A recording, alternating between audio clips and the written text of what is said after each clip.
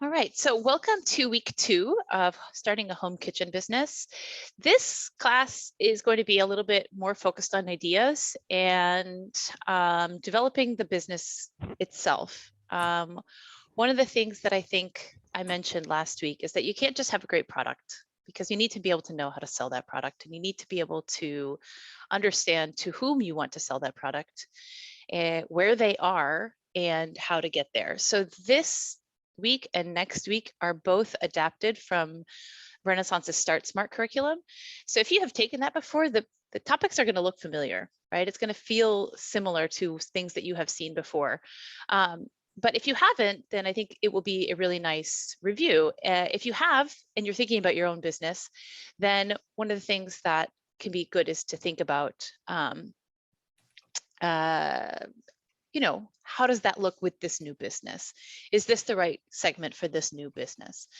So I just wanted to give some place setting and guide posting here. So as we go forward, let me see, I gotta get my thing back on the thing. All right. In general, these are our objectives and outcomes. Last week, we learned the rules and regulations of operating a home kitchen business. If you didn't receive the link, then send me a message in the chat. Today, we're going to be talking about defining your unique value in your target customer. And next week, we're really going to be talking about learning how to value and further market your products. Okay, so let's start with the big question, your unique value proposition. Right? You do not have to invent something new to have a unique value. Many of you have had many great ideas that you talked about last week. So what is making you different from the people who are already out there doing things, making food, being home kitchen businesses, right? What makes you different than Crystal from Hellebon? I mean, maybe you're not making Guamanian cuisine, so maybe that's your difference, right? So you can differentiate yourself with a number of things. It can be enhancement of an existing product or service, right? I'm going to give you this faster or better. I'm going to add new features. Could be your price, although I really do want to caution you not to make your price too low because you think that everybody wants a low price. Not everybody's a Walmart shopper, right? So there are many people who are willing to pay a premium for what they see as good value. Your marketing and sales strategy. Maybe you're really good at TikTok and you are finding a lot of customers on TikTok. That's something that nobody else is doing. Not nobody, but not everybody else is doing. You and your network, right? Who do you already know that can help you expand this business? Can you get recommendations? Your customer service. We're always going to deliver within 3 days, or we're always going to solve the problem. Like I think Target, you have what, like 180 days to bring something back, even if you don't have a receipt, and you have, even if it's open, something like that, or IKEA does. It's crazy. All right, your speed of delivery, your ease of use, or your ease of access. Is it super easy to order? Your brand. Maybe people just like buying stuff from you because they think your brand is really cool. Or your mission. And then, yes, you might have an all new, never been seen before product, right? You may be making food that is never here. I don't know if y'all read Humans of New York, but it is one of my favorite pages on the internet. And yesterday, there was this huge story about these entrepreneurs from Guinea who were never planning on being entrepreneurs, but then they started selling their ginger juice. And then they were looking at producing it as a max production. And then they decided not to sell it in mass production because it was really expensive to launch an international brand to produce all of that stuff. They ended up opening a cafe in Harlem, and they're great. But they're selling this ginger juice that they did not see anywhere on the market, and people really loved it. And that is what made them different. And so they managed to survive the pandemic, and now they're opening a second location somewhere else I think in Brooklyn. It's awesome, right? These are the stories we love to hear. So as you're thinking about your product, I want you to think about what makes your product different. What makes your product special? What makes your way of doing business special? What is your unique value proposition? All right. So as you're thinking about this, this is going to be the same way as I did last week, which is I want us to be active. I want us to think about this. When you're thinking about your product, this home kitchen business or your cottage food business, what is one unique value that you offer? All right. Just at least one. I just want you to write that down right now. I'll put the ideas back on this page, but our activity for those of you who just joined is what is your unique value proposition? Just one thing. If you have more, that's great. I'll give you a few minutes.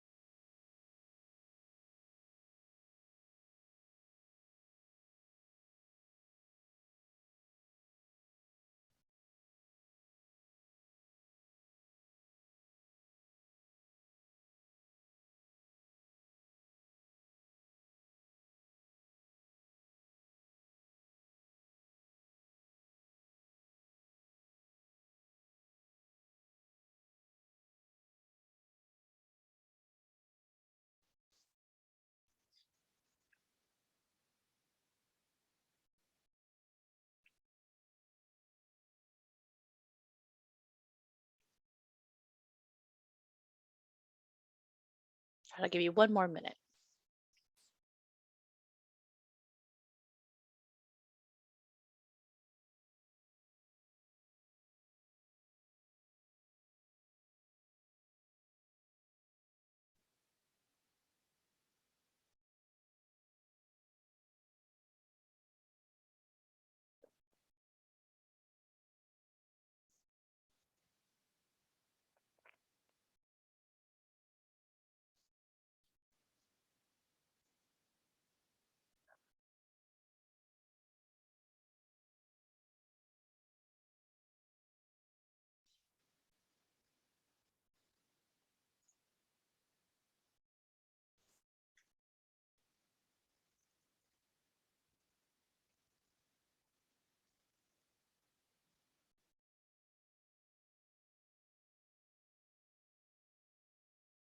All right, so it's been about a minute. Who wants to share? What is your unique value proposition?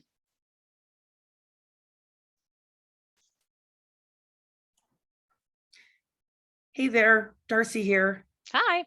Sorry about that. My camera is acting up a little bit, so I'm just going to be on voice right now. No stress. But I'm going to say that my value proposition would probably be the very last one, which was kind of a brand new product. Mm-hmm.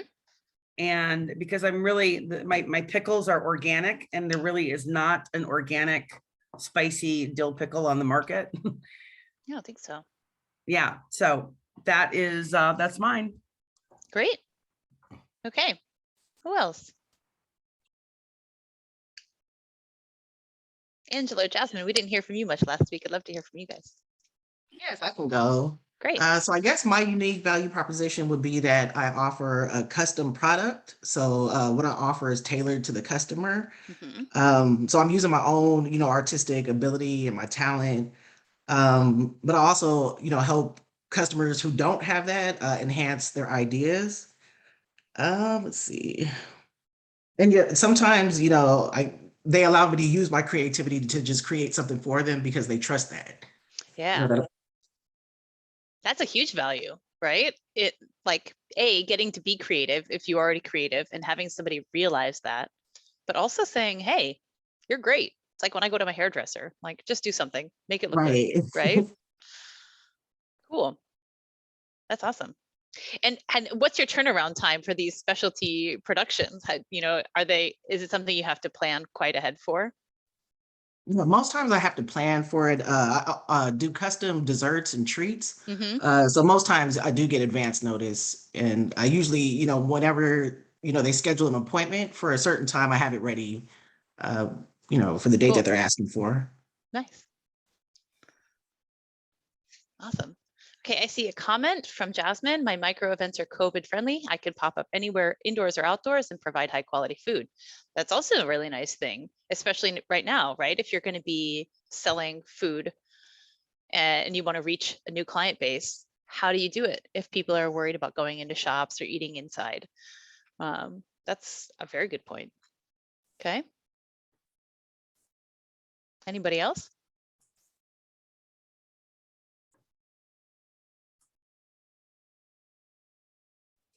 I want to say I make unique sandwiches. My sandwiches are hearty and gluten-free, low in sodium, and my cheeses is imported cheeses. And what makes my sandwiches different is that I use more meat. So like some places might give you about 2 or 3 slices. My meat start at 5 slices and up. So it's like the meatiest, like that could be your like tagline.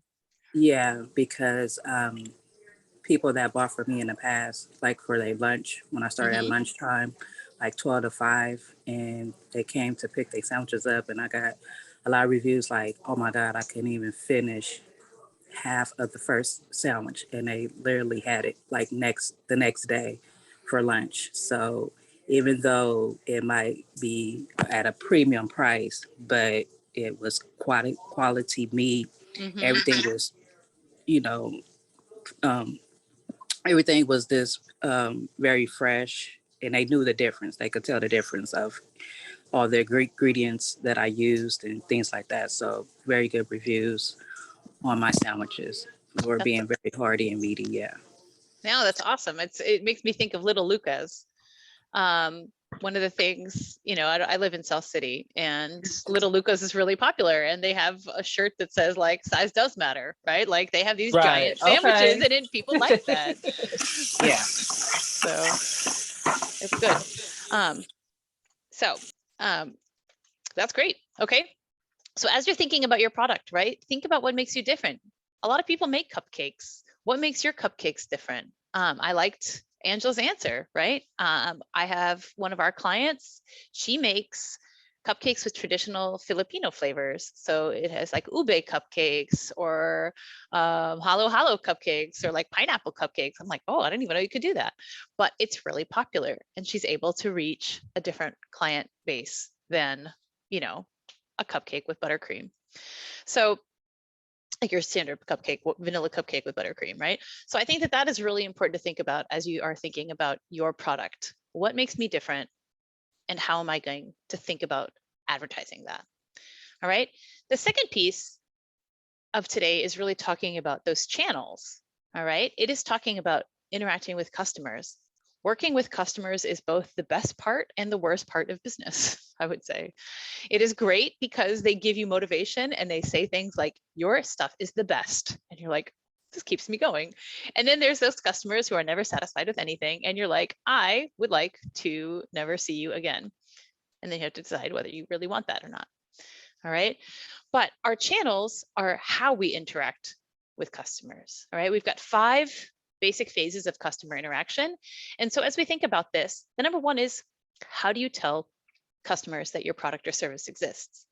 I can't just start Amanda's Polish yeast cake business and hope that people will be knocking down my door because I put one post on Instagram, right? I could maybe sell at a pop-up market. I could use social media, but I really need to build that. I could buy a billboard. Why not? Right? I could buy a Google ad. I could build a website. I can promote things. I can have tastings. I can go to shops or farmers markets if I can get in, right? I guess that kind of is in the pop-up market. But you need to figure out a way for people to try your food. There are partnerships for this too. There's 7 Mile House in Brisbane has this, they call it the ube bake off. I don't know why I'm so obsessed with ube, but it's because it's a flavor I've never had before I moved to the Bay Area. So it's like my new favorite thing. They have this ube bake off and they invite 4 chefs to create a dessert with ube. And then those chefs, they sell the dessert package. And like, what a cool partnership, right? I found out about this woman who has a catering business in San Mateo County because of the ube bake off. Like, how cool. And now I follow her on Instagram and I'm like, ooh, she'd be really good for catering this. I'm like, oh, she'd be good for that. All right, so how do you tell customers that your product or service exists? Second one is, how do you convince them that your product is worth buying over the other options in the market, right? I am not a huge Tres Leches fan. Full disclosure, it's too moist for me. But in this ube bake off, the one who won had an ube Tres Leches cake. And if I hadn't done this ube bake off, I would never have tried that cake. So it can be evaluation through tasting. One of the people on this call today, Emily, she came to our pop-up in December and just did tastings, and she had quizzes and saying like, what did you like about this product? You know, what made this different from other products? So she got a lot of feedback on why people liked her stuff. Might be your website. Maybe your website has a ton of testimonials from people saying this is the best thing ever. Maybe those people are famous. Who knows? All right. People go on Yelp and they say, I have heard of 7 Mile House.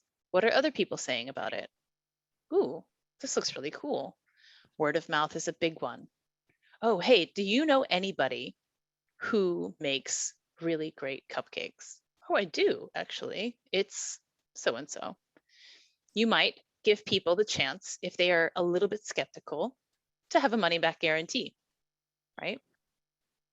One of the things that I was thinking about doing as an event soon would be like taste of some city, right? I was actually thinking about Daly City. So if you're interested in this, talk to me. But like going around and having all these tastings, right? So that people could try new restaurants that they'd maybe never tried before, try new types of food. You could do that as a pop-up too, the taste of South City, something like that. So those are all ways for customers to really evaluate your product. Thelma, do you have a question? I just saw you come off mute, so I wonder if you had a question. No. Okay, cool. All right. Amanda, if Yeah. I can add something. So I thought Crystal touched on this in terms of product feedback, like you can't just go to your friends and family, but you have to go to kind of strangers. And so that was really helpful with the pop-up. And the other thing is I learned a lot of what people liked about my product that I didn't think of. And so something to have people be open-minded, that like what you think is great about it might not be, it's great, but other people might actually like something else a lot more about it. So just something to keep in mind. I think that's really important. I remember when I was doing inventory for my shop, I was like, oh, I think X are stupid, like whatever the product was. My friend goes, well, it doesn't matter if you think it's stupid. If you think kids are going to paint it, like if kids don't think it's stupid and they're going to paint it, then you do it, right? So not only can it give you feedback about like what to talk about, right? Because other people like this, it can also tell you like, hey, like this is a thing that I should do more of. All right, purchasing. So this one models have changed a lot during COVID. I like that you, Jasmine, talked earlier about having your events be COVID friendly. This is really important for people, right? Do I pay at pickup? Do I prepay? Do I pay cash, card, or Venmo? So a lot of people in the past, when you went to pop-ups and farmers markets and stuff, you always had to have cash. Like not everybody has cash. And then the farmer's market stand is like trying to come up with change. But now you can just scan the Venmo and then make it really easy. But maybe that's not what folks want. Maybe they would prefer to tap their card. Who knows, right? So how purchases are happening are really great. And you do need to think through that so you make it easier for them to make the transaction. It's why 90% of, I think I read some statistic that like some large percentage of transactions online stop at the payment part. And they're like, oh, I have to go get my card. Like, I don't remember my card number. And then they just don't buy it because they don't want to go get their card. All right, you've got delivery. This one has also changed a lot during COVID. How do you get the product or service to the customer? So I talk a lot about Instagram as a platform for selling because a lot of people are using it these days. But you're not necessarily going to put your home address on Instagram, right? If you're a micro enterprise home kitchen operation, yeah, you probably do need to put your address on Instagram, or in chat or however, but you need to have a really good and reliable way of letting people know how to get food from you or products from you. I mean, we're talking about food in this particular one. You've got pickup, you've got delivery. I really liked Crystal's topics last week about how delivery is really limited for a micro enterprise home kitchen operation because you have to keep it warm or cold. You have to keep it at that temperature. So you can't go very far from your house. And then your third party, right? I asterisk this because, as a home kitchen operator, you cannot use a third party delivery service. But if you grow and you decide that you want to expand, or as we talked about last week, chef, if that's something that you want to use, then you can use a third party delivery service. What does that look like? Do you change your prices, as Crystal did, to make up for the fact that they're taking 25% of your fees, right? So I think that that's all really important things to think about is how do you get the product or service to the customer? If you are a cottage food operator, you may even be able to sell it to third parties, right? Like you can sell it in shops if it's shelf stable, or you can set a pickup time and say, I'm going to be standing in the parking lot of Home Depot on this day. Please come buy my stuff. You can have yourself pop up, right? And then after sales. So hopefully when you are connecting with all of your folks, your customers, you can pretty easily provide post-purchase customer service. If they contact you on the internet, it's really easy because you have some kind of contact to them. But, people don't always pick up their phone. They don't always check their messages. So do you have another way of reaching them? If they buy from you at a pop-up, can they get back to you later if they really like your product? Right? If they come to your house that one time and they're like, oh, that was so good, and they can't find your address again, or they can't find that message, like, how are you going to make sure that your address is really easy to find, that your product is really easy to find? And if anybody has a complaint, how are you going to deal with that? And if somebody has something really good to say, how are you going to deal with that? So you're really working with customers a lot. You want them to know that you exist. You want them to know that you're better. You want them to be able to buy easily, get the product easily, and know that you stand behind your product. All right, those are our channels. So as we're talking about this, I've just talked a lot. I'm tired of talking today. I've already had like 2 meetings. What business do you engage with most? What channels do they use to engage with you? What touch point is the most important to you in the shopping experience? So think about this in the perspective of, it can be a whole shop, but it can also be just one product, like one product that you love the most and have a relationship with, okay? So how did you know that this product existed? How did you evaluate that it was better? How is the customer service? How are you picking it up and paying for it? I think that's what I want to talk about. So this is going to be boring if I keep talking. So I'd love to hear your thoughts. Maybe take a minute just to think through this. My colleague uses Trader Joe's as an example because they have really nice signage, and that's how you know that it's there. My husband is obsessed with Ben and Jerry's. He loves it. And the evaluation is by testing the different flavors and finding that each one was good. So we've tested a lot of different ice creams, but he really loves that. And I think that most important for him is when it is on sale. So making it easy to pay. But that's all different points. Okay. So channels, touch points, what business? I'm going to put these questions in the chat. We actually have enough people. We could do 2 breakout rooms. Would you prefer that? Yeah, I can do it. Yeah. Do you guys want to? I wouldn't mind. Okay. Okay. So let's do that. So I will take, oops. I'm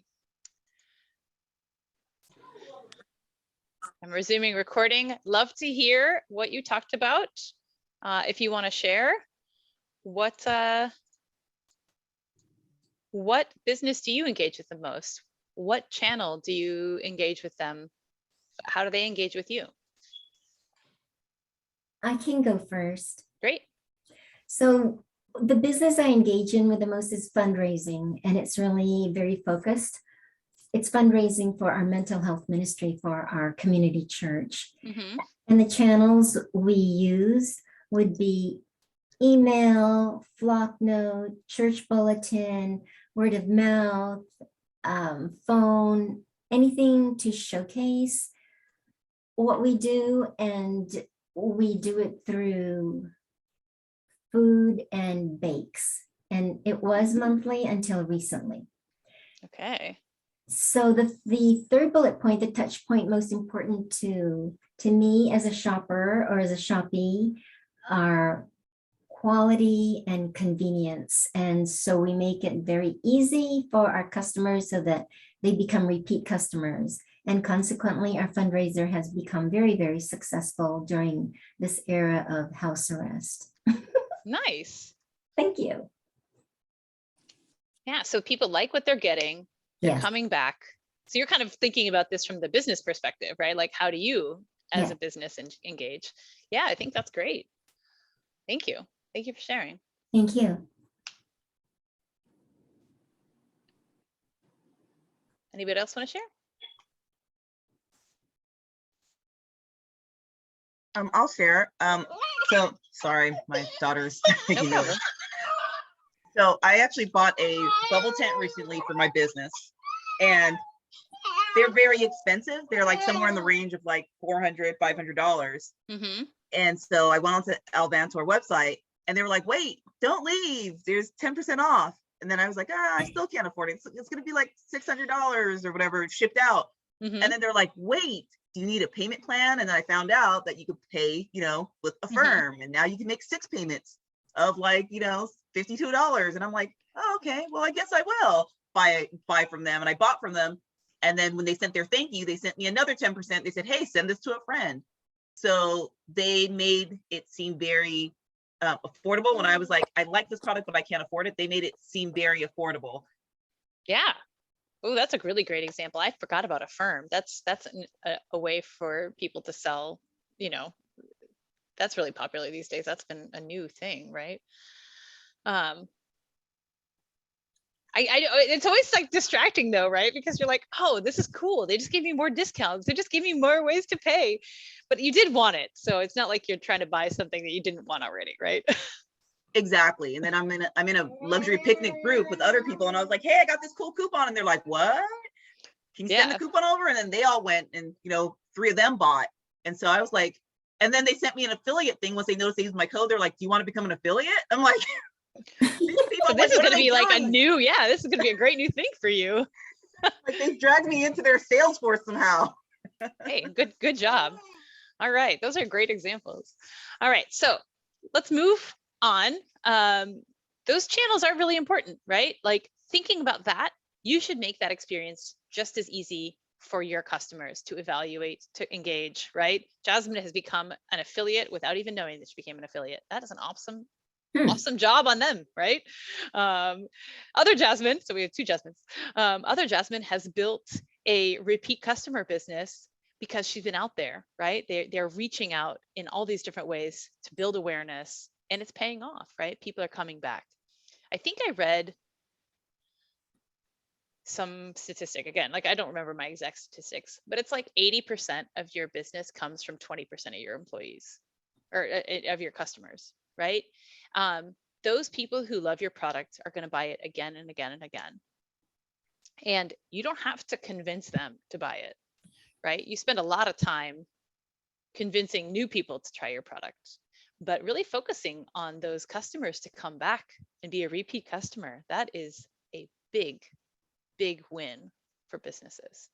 And so when we're talking about customers, we do need to think about what our customer segment is.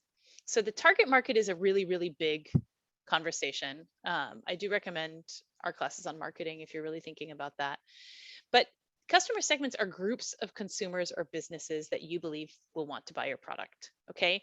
You can target multiple customer segments, but it is a lot of work.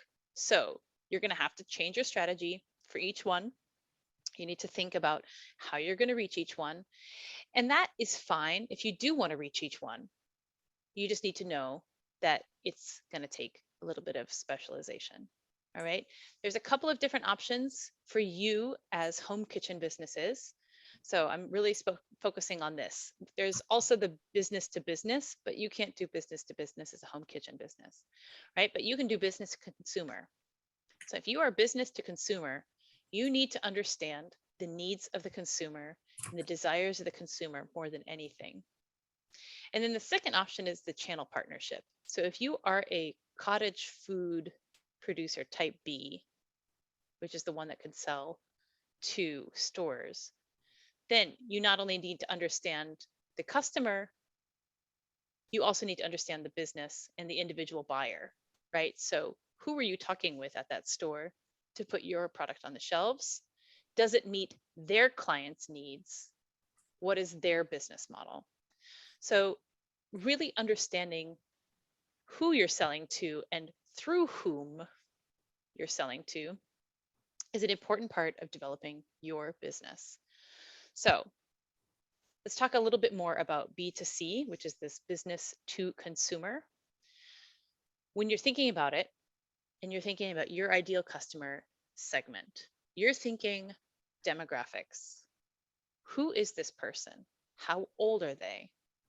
What age are they? Oh, I just said that. What gender are they? What's their income? Where are they located? Right? The things that we're talking about in the Miko and the cottage food space, our target customer pretty much has to be San Mateo County or whichever county that you live in that approves this work, right? If you start getting into food manufacturing or restaurants or other things, then you can think about expanding that geographic location. But as you heard Crystal say on Thursday last week, hers is even more limited. It's not all San Mateo County. It's within 30 minutes of where they can drive. So she lives in Daly City. So maybe she's going to Millbrae at the absolute worst. She's probably not making deliveries to Pescadero. She's not making deliveries to Redwood City, right? So who is my customer? What are their interests? What do they like to do? Like, what kind of job do they have? What's their educational level? You know, it sounds silly to think about those things for your customer, but how you reach that customer is going to depend on who that customer is, right? I am older. I'm 38, not old, but older, right? I miss the TikTok trend. I don't use it. I do use Facebook, right? If you're trying to reach somebody like me and you put something on TikTok, I'm never going to watch it. If you put something in English, if you put something in Spanish, I'm probably not going to watch it, right? I'm learning Spanish, but it's not my thing. So you've got to think about those things, all right? Your spending motivation. What gets them to buy your product? How trendy are they, right? Jasmine, I love this picnic idea. This is super trendy right now. So your customer segment is probably going to be people who like trendy things, who are on Instagram, right? They're people who like to have group events. They like novelty. They like having things that are planned, that are fun, but they don't necessarily like planning them.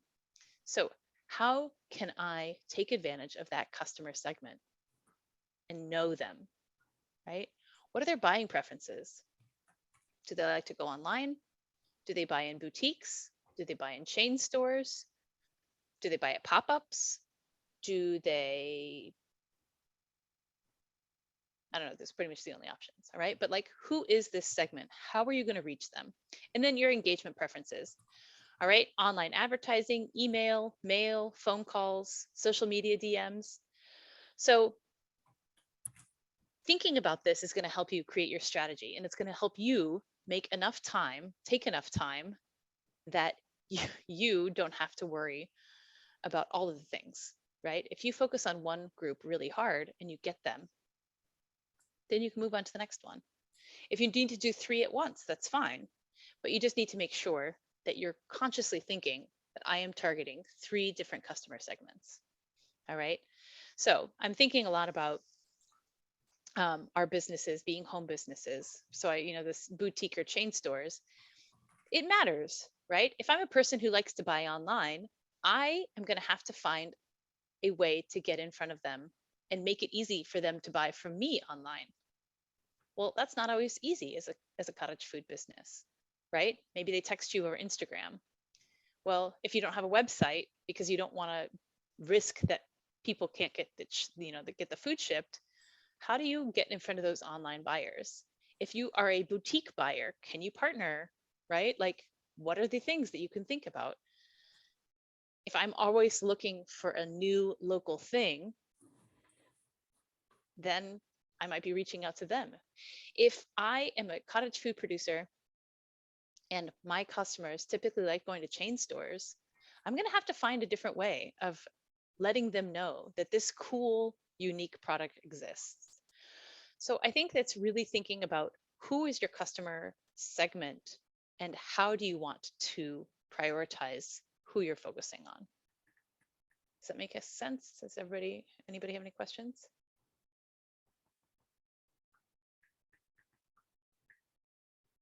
The reason that it's important to really get these customer segments down, and you can have multiple, as I said, you can absolutely have multiple, but the challenge is that you will probably sell your customer your product to more than one, and they will probably need to be sold to differently.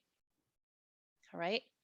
If you have somebody who really likes spending money and likes showing that they can afford things, right? They may want a specialty menu versus your standard product, right? How can you accommodate that? Right? I really loved actually Angela's example that she makes custom cakes, right? So I can make a batch of cupcakes and they're delicious. But if you want something special, I can make that for you too, right? Those are probably 2 different customer segments. It's the person who's like, oh, shoot, tomorrow's a party. I need cake. Oh, I didn't even think about this, right? Versus, oh, I've been planning this cake party. I've been planning this party for 3 weeks and I have my whole to-do list, blah, blah, blah, blah, blah. Totally different people. How do you reach them? All right. You might reach them with different channels. And this is like different from the channels that we were talking about before. It's more like social media channels. As I said, you're going to reach millennials on Instagram. You're going to reach Generation X on Facebook. Maybe you have an awesome product and your market is Latino moms who don't have enough time, but they want to give their kids food from where they grew up. So you make Oaxacan burritos or Oaxacan something, right? If you advertise on Instagram, that mom probably isn't going to be on there, right? A lot of Latina moms are on Facebook or they're just word of mouth. So how are you going to reach that woman? All right, Gen X is on Facebook, millennials are on Instagram. If you want folks on TikTok, you're gonna have to be on TikTok. All right. They require different types of customer relationships, right? So if you're thinking, okay, like you've got this picnic business, that's a weekend thing, right? Nobody's having picnics after work. Maybe they are for a party. But you have to say, okay, how am I going to make them choose my picnics this weekend versus weekday dinner, right? Is this something special? Is this something everyday, utilitarian? Both can be right. It's just a different customer, right? And you just need to make sure that you're advertising to the customer that needs it, right? I'm in a hurry. I'm in a hurry. Oh, it was so great to just pick up yummy food for this. Or I hate cooking. I want to make sure that I have good cupcakes for my kid's birthday party. how do I find those? Next one is they're willing to pay for different aspects of what you offer. So again, this is sort of the same thing with a different version of your product and service that you have, for example, standard product versus specialized product. You have standardized product versus personalized product, right? It doesn't have to be the same thing. You can offer your standard product with a, one change. You can make it that you put their name on the top, right? All of these things I think are really important options to think about. And people who are paying for personalized products know that they're going to pay more. So how do you take advantage of that? And then again, the different profitability potential. Reaching individuals is awesome. It's great when you have one person who's really like, I love your stuff so much. But when you sell to a whole bunch of people at once, like a group or a club, that makes your job a lot easier, right? Then you're putting your effort in to sell to a lot of people all at once. So I think that is really important as you're thinking about how you're going to reach your clients and how you're going to reach your customers. All right. Just to reiterate that, a customer segment is not your entire target market. You will have multiple ones, but you're going to require different marketing strategies, possibly different product types, possibly different purchasing options, customer service channels, and relationship levels, right? If you are making something personalized for somebody, you need to build in time to go back and forth at that person about what their expectations are, what they want from this, when they want it. And if you're not building that into your pricing structure, and you're not building it into your advertising model, and you're not talking to people about what to expect, then you're missing out on the opportunity to talk about that. All right. All these variations will create more work for you. All right. So one of the things that I remember, Beth, she teaches our Start Smart class at Renaissance. She has said to me, Amanda, I get a lot of customers, clients who say, I make awesome X food. Well, how long does it take you to make X food? Well, in order to do this, I need 8 hours a day. Well, if you're going to do it 8 hours a day, when are you going to spend the time running your business? All right.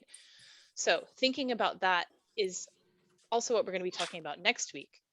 But being realistic about your customer segments and really focusing on those that are going to yield you the most profit, the ones that are going to yield you the most time to effort ratio, right? And the ones that are going to yield you the best results for your business. Start there. All right. So I talked in the very beginning about all of those people, demographics, etc. Okay. What I want to spend a little bit of time right now is to have you create this buyer persona, just one customer segment. All right. Because I just talked a lot again. One customer segment that is most likely to buy your product and service. And you're going to create this buyer persona.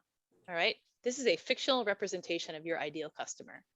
You can name this customer if you want, but you want to imagine an actual person that embodies who you think will most likely be your best customer. All right. That's what we're going to be doing. This is some structure. What is this person's name? How old are they? What is their annual income? What are some other demographics that are important for your buyer's identity? Are they tech savvy? What social media platforms do they use? What are their interests? What are their hobbies? When they're buying a product like yours, what are their top considerations or concerns? All right, I'm going to give you a little bit of time to think about this because I think it's a really important piece of what we're doing today, because it will also help you focus on who do I want to reach first/most. All right, so I'm going to give you 5 to 10 minutes to think about this, and then we're going to talk about it.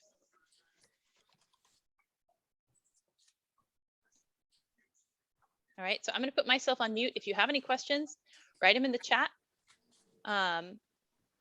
or just shout them out and then we can answer them.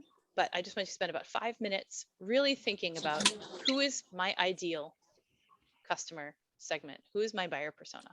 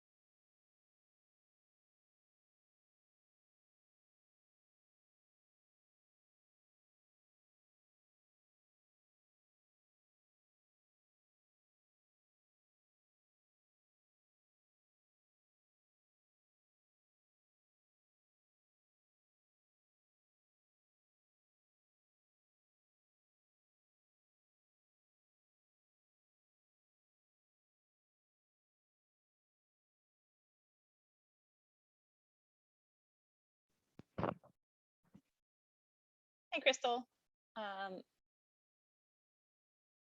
Just out of note, we're doing an activity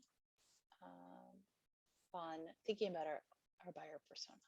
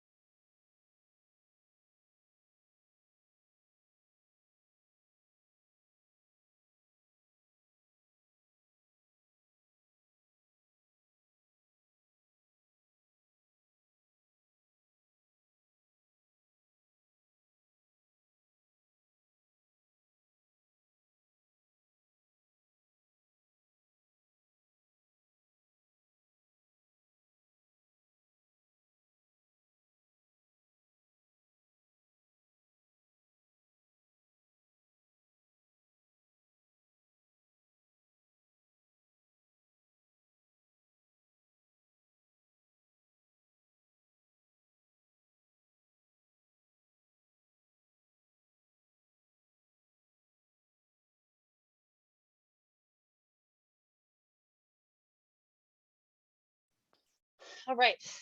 I am eager to hear about who your buyer persona is, right?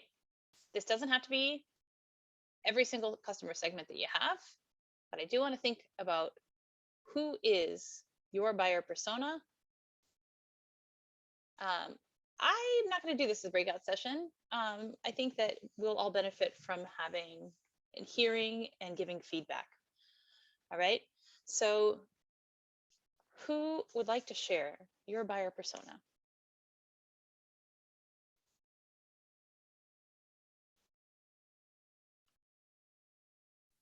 I can share. Great.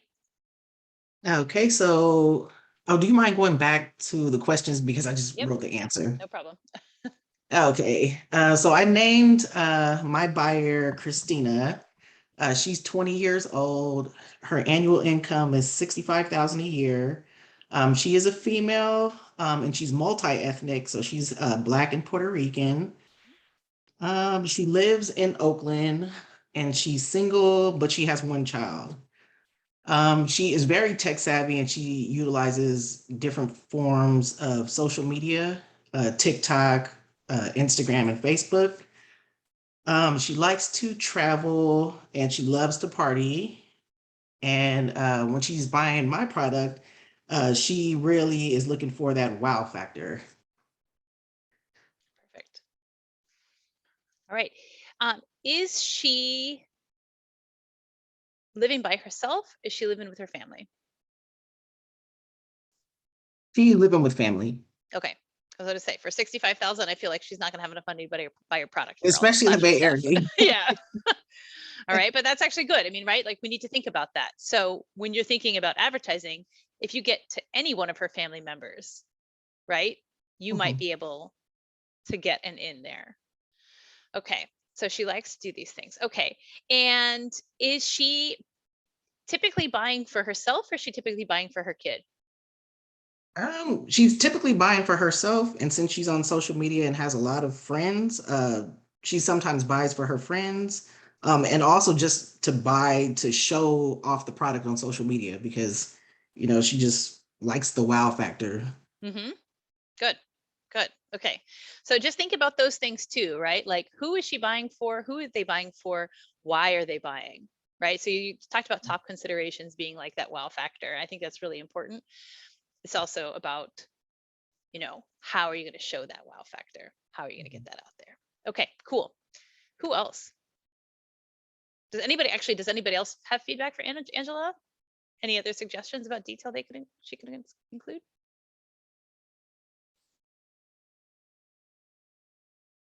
All right. Who else? I'll go. I actually struggled a little bit because I was thinking that, when I look at other people's sites, I see that, oh, this is an Instagrammable photo and we'll help you take pictures for your Instagram and a lot of videos. And some people are on TikTok. But then I also wanted to partner with people who like, wine tasting and fine foods and can afford, because the picnics are starting at like $250, $275, and they need to be able to see the value in it. Because the last thing I want to do is someone trying to saying, hey, can you show up for $50? No, I'm not showing up for $50. No. So Right, exactly. it's way too much work. But the people who are kind of in that Instagram trendy kind of world don't necessarily have the money for that price range consistently, where they would consistently book me. I know it might be like a birthday or a one-off, but I think targeting the people who are higher, the women specifically who are higher income, who are a little bit older, who might be on Facebook, but would be able to say, hey, I want to go on a date that's really nice. I'll tell my boyfriend to do this, or my husband, or maybe my husband will propose to me this way. And then, so, there are people out there doing proposals or even micro weddings. So I struggled because I'm like, okay, I know where the money is, but how do I target those particular people? So this Like, is for great. example, Yeah. like, These are for example, those are 4 different segments, right? You're going to need to do a buyer persona for each one of those segments. And actually, exactly. I really liked that you mentioned men, right? You're thinking like, this is like a thing that like women like to do with their friends, but I want my man to propose to me in this way. Who is that man? How am I going to reach him? right? That is actually part of the question. Yeah, and so that was kind of tricky because, for example, like I did a mock-up so I could take pictures for my website at a park, and some people were having their own kind of picnic at a park, and I thought they were just regular people until I saw them pop up with a bottle of wine, and they had all this beautiful cookware, and they set up and they said, we're restaurant owners, and we see you're doing your marketing pictures. They knew like everything. They're like, just tell us what your Instagram is and we'll tell people to follow. They're like, so many of our customers would like to do that. And I'm like, really? And they're like, yeah, we own restaurants in Berkeley. And I'm like, that's probably a good place to start. But, you know, how do you contact those people? You know, sure, this person has a restaurant, but they don't do catering. So I was like, hey, do you guys do catering? They're like, no, we don't. But their customer base, because, you know, you can tell they're super high end from where they are in Berkeley. I'm like, they're not kind of the cheapy restaurant. They're like, no, it's this name of this restaurant. I can't even remember at this point, but it was pretty pricey when I looked it up. But I was like, oh, okay. So like this average tab is like $75 a person. So I'm going, I want to reach them, those type of people, but I'm not quite sure how to do that. Yeah. It's not necessarily the Instagram Really thing, figuring like, out who that person is. Where do Exactly. they live, right? What other places do they visit, right? You're not going to advertise to them while they're at another restaurant. Like that would be rude and be weird, right? Oh yeah. But where do they work out? Where do they spend their other parts of their free time? You know, how do they get their information? Is it tech savvy, or is it just you need to find a person who really loves it, right? And they need to say, you met this restaurant owner and they know one of the people, and they can be like, oh, you've got to meet Serena, and Serena will get you in here, right? So, you know, are they members of clubs? I think that's also a really important thing to put in your buyer persona, but you're going to have to create 4 different buyer personas. So I want you to make that your homework this week, is to really create 4 different ones. Each one of those people that you said is a different one. When we talk about value and partnerships next week, the idea of partnering with a restaurant is also a great idea, right? You're going to have people for whom that's not going to be possible.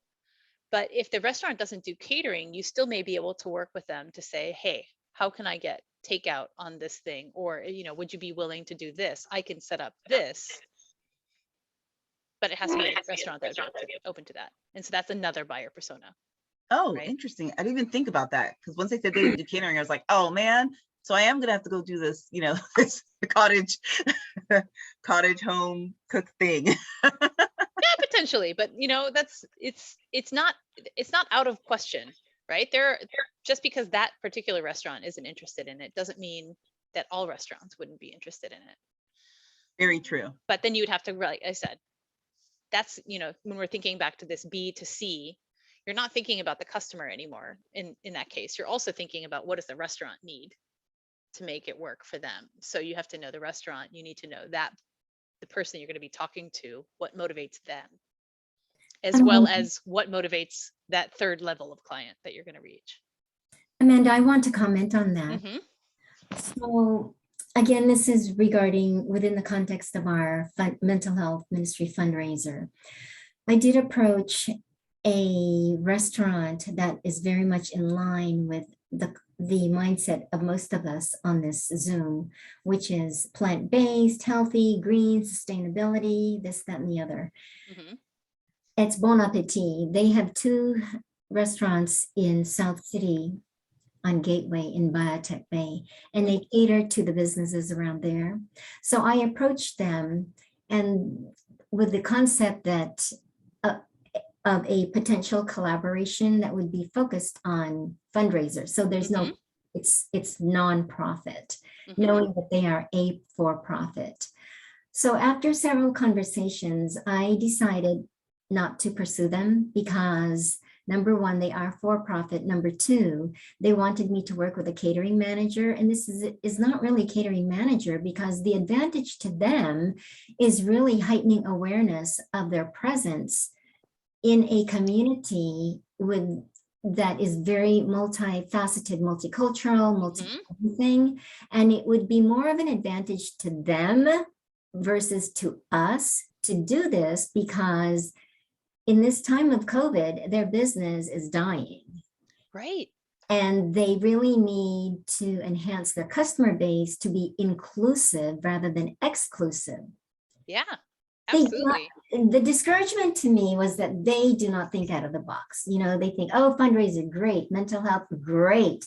But when push came to shove, oh no, we don't do that sort of thing. I mean, I was willing to meet their cost Hmm. so that there's something for our mental health ministry budget, but I did not feel that they were going to do that. And it's not that I wasted my time. I had to do that to really understand what a potential collaboration dialogue and follow-up looks like. So I'm glad I did that. But at the end of the day, I was disappointed. Yeah, and there's going to be things that don't work out. Yes. I mean, I think it's also an important lesson. What I like about what your example is this idea that we also need to think about outside the box. And so when we do approach people for collaborations, we really need to be very clear about how it's going to benefit for them, Yeah. right? Especially like, I can't just say, I'll just buy your stuff at sale, right? If I'm going to buy it at the same price that you're selling it to everybody else, that doesn't make me want to advertise your product anymore and share it, right? Exactly. So I think that that's a really good point, right? Is being prudent about your partnerships, but Yes. also trying it, right? Now Yes. now you know that this partnership isn't going to work for you, but then you think, okay, as a business owner or as a organizer of events, how would I do this differently? You know, how can I encourage my business owner friends to approach this differently? Well, what I would do, my next step, my parallel plan A is really to go to another organization that has a commercial kitchen where I would use their commercial kitchen. And I do everything. Hmm. And if they want to charge us zero, that would be great. But if they want to charge us a nominal fee, I could work with that. It's just that I cannot pay them more Right. than my determined sweet point. And I've determined that a sweet point for me would be 50% of the cost per product. And Yeah. even that's very generous. Yeah. Well, commercial kitchens. So the interesting thing about commercial kitchens is that you don't only have to think about the ones that you're going to use for running a business, right? There's Daily City Kitchen, which you can rent, you know, as a part-time basis. But there are actually, since you're in the ministry, there's a lot of churches that have commercial kitchens that you are absolutely 100% allowed to use Yes, for doing these products. So you could also just partner with another church if that's exactly. So yeah. because we want to expand outside of the Catholic denomination, we want to be a non-denominational mental health ministry, to be all inclusive.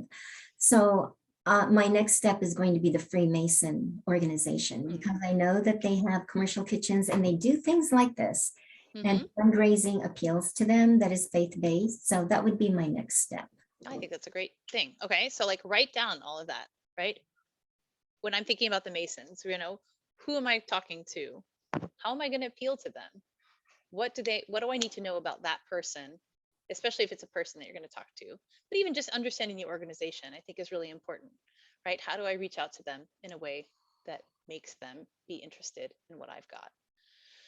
So I think that is our key takeaway here is you can absolutely, you know, like going back to other Jasmine, right? Like you can absolutely target those Instagram influencers or girls who just like to have a picnic on the weekends. There's probably people who would really like to do that are able to afford it, that just don't even know about it, right? If you're looking at a woman who works for a tech company, like that's a different customer segment potentially than a woman who works in a restaurant, who just doesn't want to cook on the weekends, right? So all of those things I think are really important to really separate out.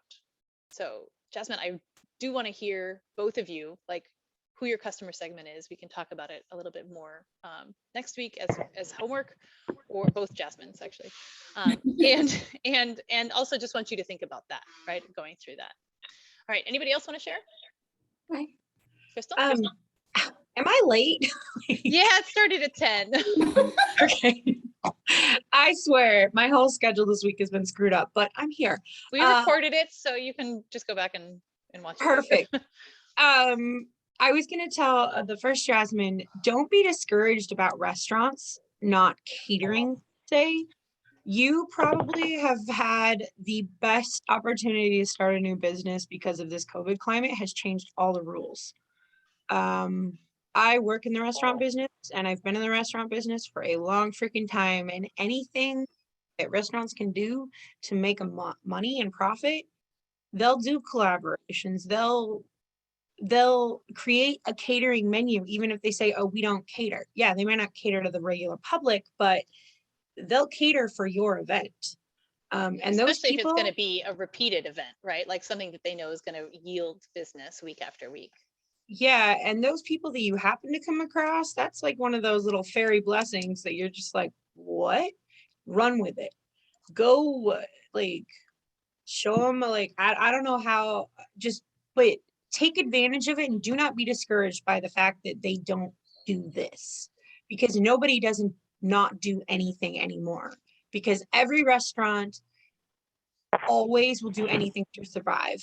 And yeah, just take it as an amazing blessing that you just happen to choose that day in that park and whatever. And the fun thing is if they don't do something, they will know somebody who will. And I think you'd be pretty surprised by how much stuff and information those people can give you. And, you know, just run with it. Don't be scared by the fact that they say, oh, we don't do this on their website or whatever, or their prices. Because like Amanda said, everybody has a different price range. And since we're selling to different people, we're going to sell to our family members, and we're also going to sell to the multimillionaire corporate owners. So you have that, you know, on range. So I would say have fun with it. Thank you. Welcome. That makes sense. Thank you. All right, Crystal, did you want to share your buyer persona? Sure, I did my homework. I mean, Okay. I did it the last time, and we ran it kind of a thing. And it's interesting because I learned just a lot of stuff just listening to like what you were saying. But my person's name, so I would have started. Oh, how old are they? She's 43. Her name's Louise. Her annual income is 152,000. She has kids and some grandkids. She has some college. She is Hispanic. What was the other one? She lives in the place she grew up in, kind of a lower income, but she's kind of wealthy because she owns a lot of property. And tech savvy. She lets her grandkids do that, as she likes to say. Interesting hobbies are church, PTA, soccer grandma, business owner, and buying products like yours for consideration. When they're buying products like mine, because she knows different people, it's all different kinds of orders. So she'll order for her kids, which are kind of adults, and then she'll order for her grandkids, which are super fun, like kid themes. She'll order for her businesses, and then when she has like business fundraisers and stuff, she'll order from there too. So it's a whole range of different ordering. So gives me a variety. And she also likes to give me a like, sometimes with the grandkids, they're like very specific. Here's allergies, here's this, you know.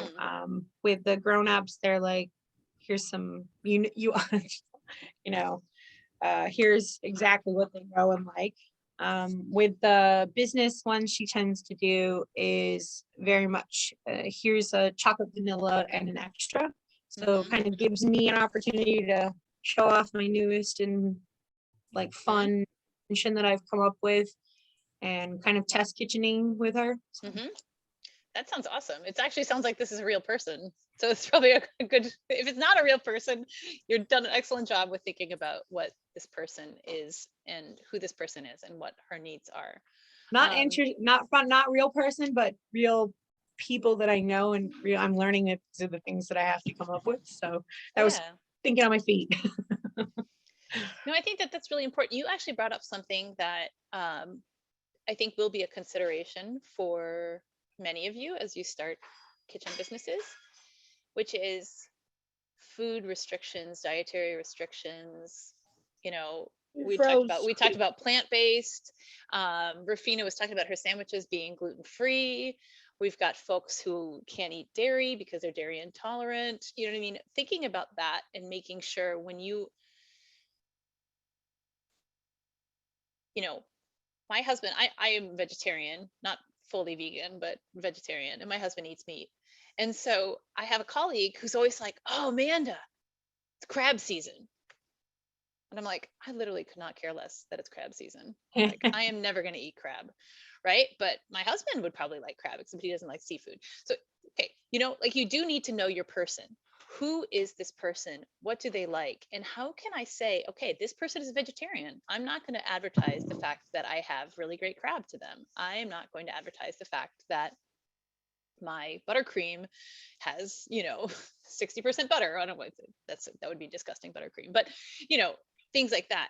Having those specializations, that also goes back to that customer question, which I just flip back to that slide, so it'll be a little bit easier for us to think about. Our customer segments, you know, we want a different product or service. One of our clients at Renaissance, she has this awesome ceviche business, and I heard Yo Soy Ceviche, and I thought, oh, well, I'm never going to be able to eat anything there. Like, ceviche is pretty much as far from vegetarian as you can get, right? She makes vegan ceviche, and she puts that on her sign, and I was like, I will try that. Like, I was so intrigued because ceviche is a thing that I won't eat, but since she has vegan ceviche, I will try it, right? Just because I know that she's doing something to tailor to my market. Crystal. I'm learning to, like, when you say tailor to your market, but also to not make someone feel that they're extra or other. So like, I'm actually just finding out that I'm dairy free. I can't eat dairy. I am front a baby. So it's kind of ironic, but at the same time, while I'm looking around for things to buy, I'm finding that there's like chocolate, vanilla, buttercream. Oh, and then on the very bottom is some vegan option that may or may not include this or that. And so the things that I'm drawn to are the things that have this and this, or there's the vegan menu over here, and then they have the other as the regular item.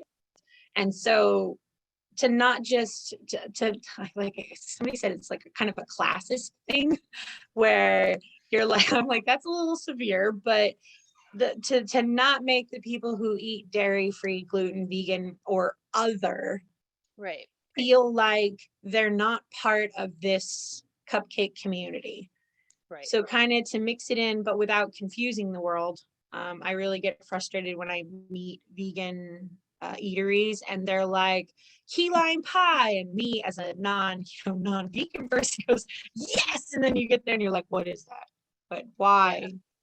And so, but having it where you kind of train your customers, but also you don't make your customers feel like they're another. That's what I've been learning. So, yeah. Or unless that's part of your business model, right? Is like targeting the other, right? If your business model is, I want to target only gluten-free people or only dairy-free people, that's going to be a different, it's a different customer, right? It's going to be a different customer than a person who from time to time likes to eat dairy-free or just wants to have the option available because they've been eating too much cheese lately, right? Yeah. But I think that that's a really good point about accessibility and also thinking about this different versioning, right? You know, it is more expensive to buy almond flour or non-gluten flour when you're making your products, but you can't make it so different that a non-gluten-free person is never going to buy that product. Yeah. Right. Because they're being so discriminated against. You know, can you bring up one price and lower the other price just so you're kind of compensating for it? Well, that's what I'm also learning is like spreading out the costs so they kind of cover each other. So then you can offer a gluten-free vegan option almost for the same price as the other, but no one knows that this one costs this much and this one costs this much. So if you can even out like the price point or whatever, Yeah. that then people aren't afraid to try that vegan gluten-free Yeah. cupcake because it's not $7 where this one sits at $4. Right. They Right. sit at Exactly. $3.50. Yeah. No, that's actually a really, really good point. We'll talk more about valuing products next week, because I think that is a consideration, is how do I make sure that I don't make this so inaccessible or so niche that it is not possible. Or if it is niche, then it's saying that's what I'm going for, right? That Yeah. customer segment gets this niche product, and Mhm. that's okay. Okay. I was thinking about Darcy. I know she had to leave a little bit early, she told me. But I think that she, since she's selling organic pickles, she's going to have a different person than a person who's going and buying Vlasic on the grocery store, from the grocery store, right? Those pickles that have to be in the fridge at Sprouts, they're a different person who's buying that pickle than the person who's buying Vlasic. So, when she's thinking about creating a buyer persona, it's okay. Who is the person that I really, really, really want to find? Do we have anybody else who wants to share their buyer persona?